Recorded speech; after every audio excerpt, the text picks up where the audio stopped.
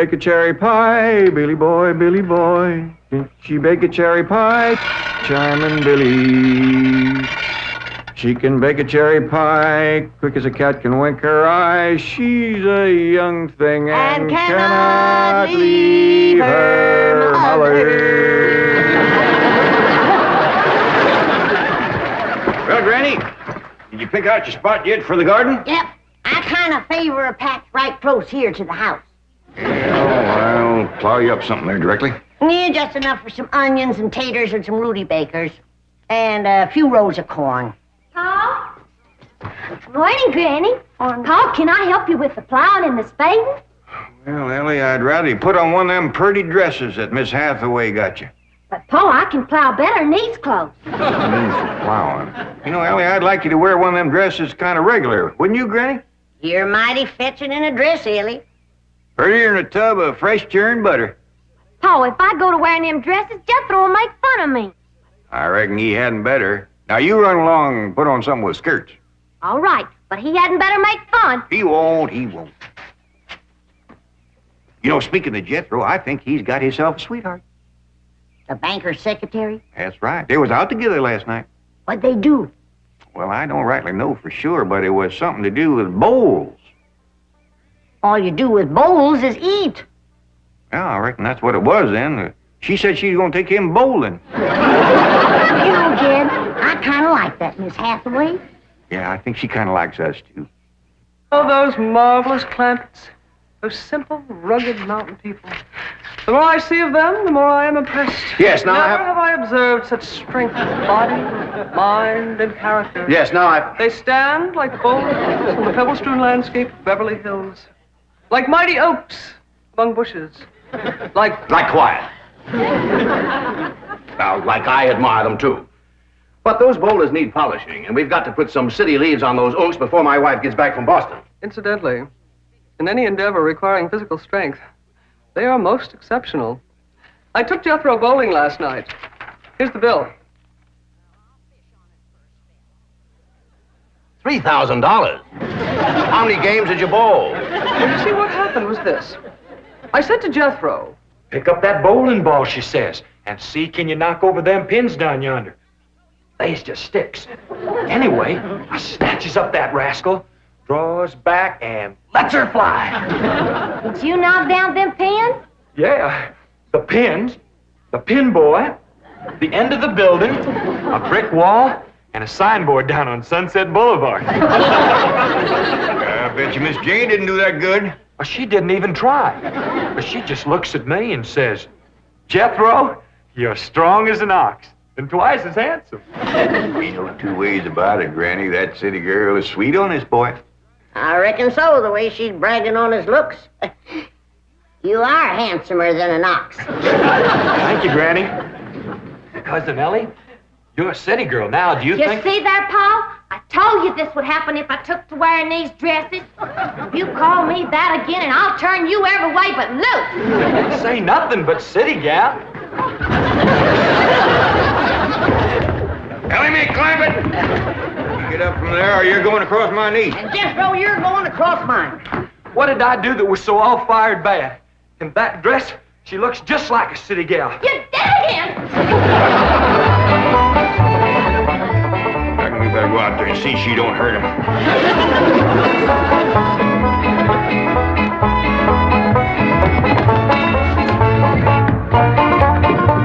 Elly May! Maybe, Elly May! Jethro, now that we living in the city, you got to learn to use the steps. you'll be happy to know that I'm making splendid progress with Elly May. She's turning into quite a lady. Fine. There's Jed, Granny, and Jethro we've got to work on. Clothes, manners, the works. What have you done about servants? That's a problem, Chief. They're basically opposed to the whole idea of able-bodied people letting others do their work for them. Well, that's a refreshing attitude. But we've got to get a skeleton staff in there somehow. A combination butler and valet for Jed and Jethro, who help them assemble a wardrobe, teach them how to... Ravenswood. Your butler? Oh, he's never been my butler. Came with my wife like an overweight dowry. Been in her family for years. And with Margaret in Boston, I can certainly spare him, plus her upstairs girl, Marie. I doubt if you can sell Mr. Clampett on the idea of servants. Get him on the phone. I'll make him think he's doing me a favor by taking him off my hands for a while. Right, Chief? She hadn't ought to throw me down on my head like that. What if I'd have been carrying a frog in my hat? You ain't supposed to be wearing your hat in the house. Well, Granny, where's a fella going to carry a frog? They jump out of your pockets. Hello? Oh, howdy there, Mr. Drysdale. Glad to have you back from Boston. Your missus come with you? Oh, well, that's too bad. I know her and Granny'd hit it off like two sows in a mud waller. Yes, I'm sure they would. Recipes? No, my wife doesn't do much cooking. No, I doubt if she ever made grits and hog jows. Well, how about mustard greens and possum belly? No fooling. Pone and squirrel shank? Boiled chicken hawk. Well, say, she don't do much cooking, does she? No. Well, the reason I called Mr. Clampett is I have a butler. Well, he really belongs to my wife's family, but he's been with us ever since we were married. And I was wondering if you'd let him come and stay with you for a while. You mean board with us?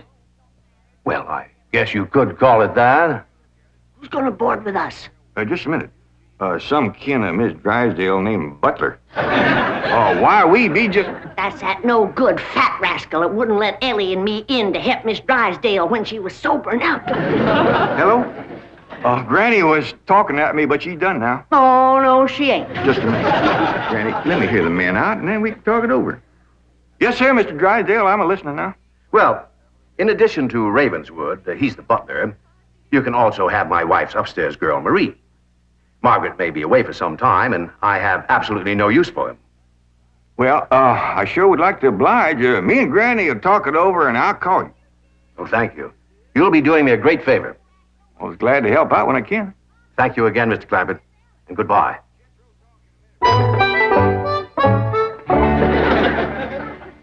Is somebody coming to live with us, Uncle Jed? Maybe, Jethro, maybe. Why don't you go out and make up with your cousin Ellie? Okay, Uncle Jed. All right, Jed, let's have it. We gonna board that butler fella? Well, Mr. Drysdale will take it mighty kindly if we did. He says he ain't got no use for him. I don't like him myself. Granny, you only met him once. Once was enough. I asked him real nice. I said, are you a-doing for Miss Drysdale that she's feeling poorly? Are you doing the washing and the scrubbing and the cleaning for her? And he looks right down his nose at me and says, Madam, I am a butler. I reckon he is proud of his name. Kind of fancy. Ravenswood Butler. I don't care if it's Stonewall Jackson. And I think Mr. Drysdale has a lot of gall to ask us to take his wife's kinfolks off his hands. Well, now, I'm mighty beholden to him. You know he's keeping my $25 million in his bank, and he ain't charging me one penny to do it. That's his business. You didn't ask him to do it. Well, now, Granny, if it was just Mr. Butler, I might agree with you, but there's a sad side to the story, too. What's that? Well, you've heard of Mr. Drysdale speak of his stepson. That's his wife's boy by her first marriage. The one they call Sonny? Yeah. Well, it seems she's got a girl, too. And there must be something wrong with her. What? Well, I don't know, but they keep her upstairs. No. Yeah. He spoke of her as my wife's upstairs girl. The poor thing. Her name's Marie, and he'd like us to take her and Mr. Butler. Doggone it, kid. We got enough to do to take care of this big place without... He didn't say what was ailing her, huh? Well, no, but if you ask me, they ain't eating right over there. No. You know what Mr. Drysdale told me? What? His wife ain't never cooked grits and hog jowl. Ah, go on. That's a fact. Nor mustard greens and possum belly. Nor pone and squirrel shank. Nor even boiled chicken hawk. Land of mercy. You can't hardly blame Mr. Butler for getting a mite cranky. Man don't eat right, he gets that way. Well, dear, I reckon it won't do no harm to take him in for a spell. Granny, For such a little woman, you got an awful big heart. Well, I feel sorry for the poor girl. But the first time that fancy pants Mr. Butler looks down his nose at me, I'm gonna chuck him in the cement pond.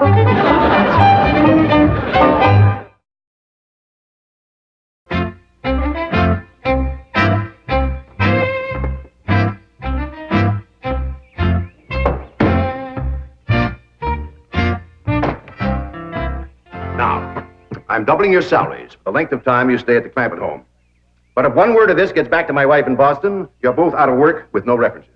Actually, you will find the Clampetts to be basically fine people. All they need is a little polish. Polish? They need sandblasting. However, I think Miss Hathaway's plan may overcome their initial resentment of wearing city clothes. Yes, I think I have devised rather a clever strategy. To put it briefly and succinctly, my strategy is as follows. I shall propose to the Clampetts that they sit for a family portrait. As you know, my hobby is painting. Now, I shall suggest to the Clampetts that their attire match their background, which is, of course, their beautiful mansion. They will no doubt see the logic of my didactic approach, accede to my wishes, don suitable raiment, and, once they have seen themselves thus attired, take... We're in. Let's go. We forgot to dust the stair rail. I'll do it, Granny.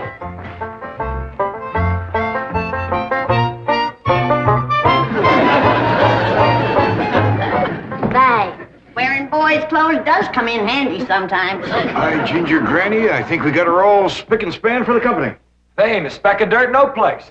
Can I go swimming now? Me too? As soon as we help Granny clean up the kitchen.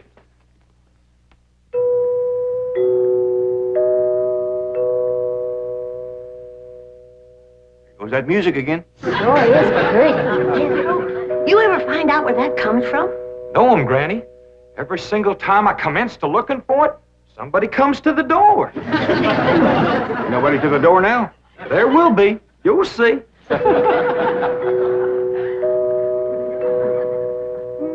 Doggies, that's nice. I'll pitch in and see can we find it. You're wasting your time. I'm a-telling you. Before you can find it, somebody will come to the door. There, you see? Happens every time. Now remember, Ravenswood, I'm counting on you. Don't fail me. You have my word, sir. I've been butler and valet since boyhood, as was my father before me and his father before him. And I've yet to meet the man or woman who posed a social problem too difficult for me to handle. That's the spirit. Howdy there. Remember me, Mr. Butler? No! Ravenswood, come back! You gave your word! Come back, you coward! Come back here! I'll cut off your fringe benefits! Ravenswood probably forgot something. He'll return shortly. Meanwhile, this is Marie, Mrs. Drysdale's upstairs girl. Marie, Mr. J.D. Clampett, Howdy. Jethro Bodine, Elly May Clampett, and Grandma Clampett. No, ma'am. I am a Moses. Pardon? Granny's related on my wife's side. They's the Moses family from Tennessee. Then your name is Granny Moses? Grandma Moses. That's right. There was a very famous Grandma Moses who painted primitives. I've whitewashed a few myself. I'll show Marie to her room. Listen, Marie, honey. Over here, you've got the run of the house. You don't have to hide upstairs. Ain't nothing wrong with that girl, but what some good cooking will cure her. She's half starved. Poor thing is so weak her knees keeps a buckling on her. She's kind of pretty, though, for a skinny girl. Just wait till she gets a mess of Granny's grits and hog gels. That'll fill her out. Till I'll get some of cooking. Guess that butler fellow will be coming back directly. Oh, and Granny, we have some of that salted down possum belly that Ma sent us? Well, I reckon it is kind of a company meal. Granny, open up a jar of them pickled crow gizzards. Now, Jed, we don't want to spoil these folks. They might get to thinking we eat like that every day. Elly May, will you do something nice for me? Sure, Pa. Will you go get into that pretty dress again? Oh, Paul, Jethro will make fun of me. No, I won't, Elly May. Cross my heart.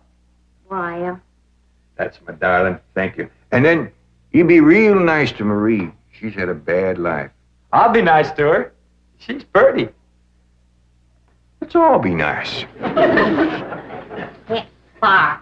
I wanted to go swimming. Now I gotta go put on an old dress. Cousin Elly, you look awful pretty in a dress. Honest you do. Do I look pretty in that there city girl? You look prettier than that there city girl. That did it. Come on and fight. Elly, come on, Elly. There's nothing to be afraid of, Ravenwood. The fact that they're big and strong doesn't mean they're violent. Elephants can be gentle. Now, Ravenswood, your appearances deceive you. Oh, really, Oh, sir? I do admit on the surface they do seem a bit rough, even cruel. But I assure you underneath they are placid, kindly, and gentle. See? You shouldn't have called me a city girl. Elly May, leave me alone, please, Elly May. Please, city girl. Leave me be, Elly May!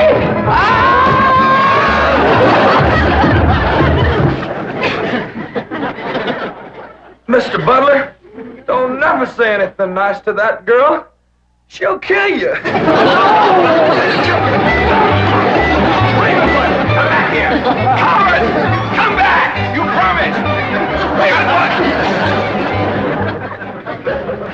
I found her granny when Mr. Drysdale said he didn't have no use for Mr. Butler. He sure wasn't fooling. I just seen him cut through the brush chasing him with a stick. If Mr. Butler gets sassy with me, I'll chase him with more than a stick. Jan, Elly throwed me down on my head again. If she don't stop that, I'm gonna get a headache. Stop riling her, Jethro. But golly, all I said was she's pretty. That ain't no call to bust a fella's head. Pardon. Oh, howdy, Marie. Hi, Marie. Are you hungry, darling? No, madame. I'm whooping up something here that'll just set your mouth to watering. Put some strength in your limbs, too. Tell her what it is, Granny. A great big mess of grits and hog jowls. And salted down possum belly. Oh, pickled crow gizzards. How you like that? Don't tell me that child ain't hungry. Why, she's ready to drop in her tracks. Set her at the table and I'll dish up a mess. No, please. I only came in to bring you a message from Miss Hathaway. She's preparing to paint the family portrait, and she wishes to know if you all will sit for her. May I tell her that you will sit for her? Well, yeah, I reckon we'll do that. Merci.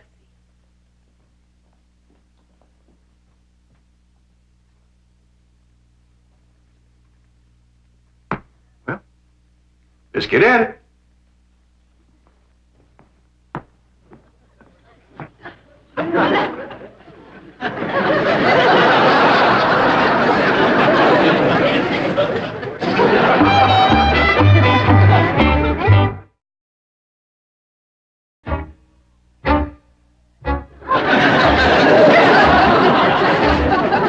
It's all right to talk while we're sitting. Yeah, I reckon. I found out something about Marie. What? She's scared of Mr. Butler. How'd you know? I asked her to go swimming with me, and she says he wouldn't allow it. What business is it of his? That's what I says. And she says he's a butler, and I'm just an upstairs girl. I got to do whatever he says. We'll see about this. Ah, dingies. Let's hit Mr. Drysdale, find him, and give him a whooping. I'll catch him, Granny. Well, you go put a dress on like you promised. Uncle Jed, I'm going swimming. If I see him, I'll fetch him in. Don't go jumping in with your clothes on again. Oh, I won't, Uncle Jed. Miss Hathaway, she gave me a present last night. She says it's something special for to go swimming in. What'd she give you? Oh, pair of trunks. You go swimming in the cement pond. Boy, it's too big to go swimming in a trunk. Ed, In a pair of 'em. I got a feeling that Mr. Butler feller is gonna be trouble. Yeah, we can handle him. Well, I still say that I think Mr. Drysdale has a lot of nerve to ask us to board his wife's relations. Maybe he just fed up. Man can get awful tired of having his wife's kin underfoot all the time.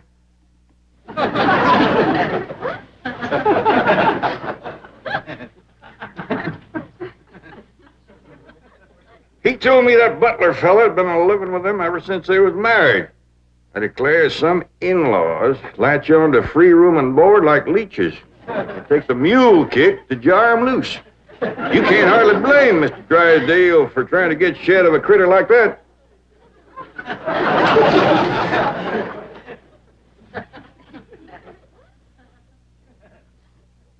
Is that the way you feel?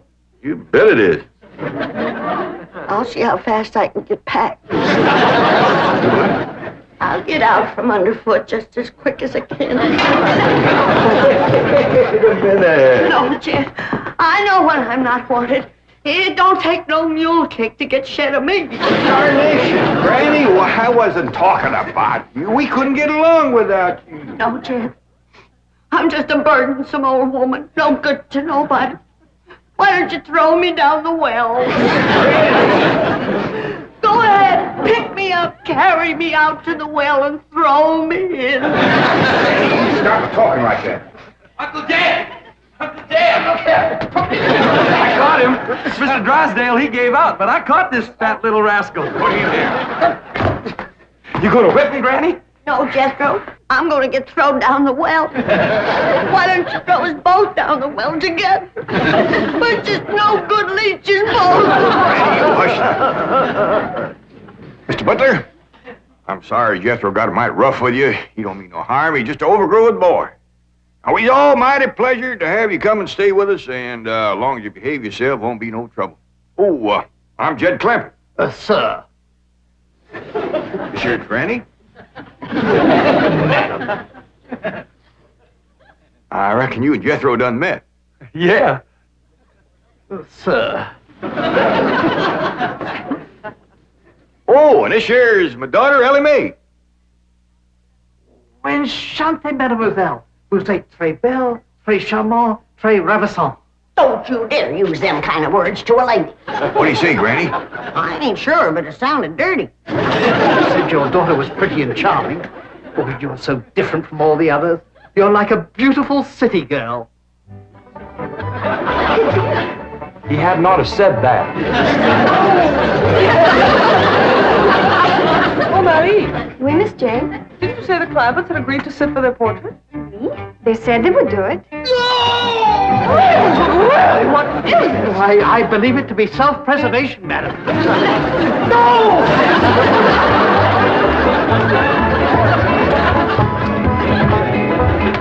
Don't take to the stairs, she'll catch you sure! I say now, let me go, now, really.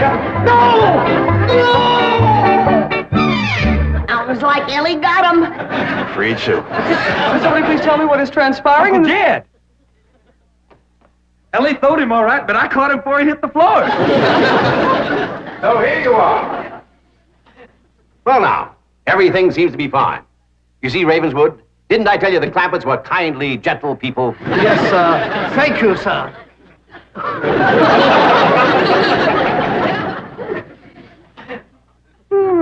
We're gonna have to feed up both of them, Granny. His knees is buckling, too.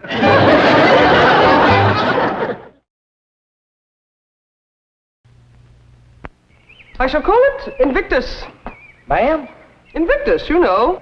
Or perhaps you don't. Thank whatever gods may be for your unconquerable soul. Henley. Yeah. Jethro, look more thoughtful. That's really a little more than I am. Elly May's got Kellogg's cornflakes. Well, so she has, but she's not putting on a face like that. Well, no. She's got Kellogg's cornflakes. I ain't.